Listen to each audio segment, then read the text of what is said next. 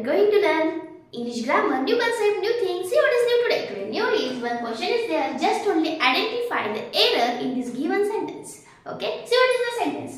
Hemant hardly does anything.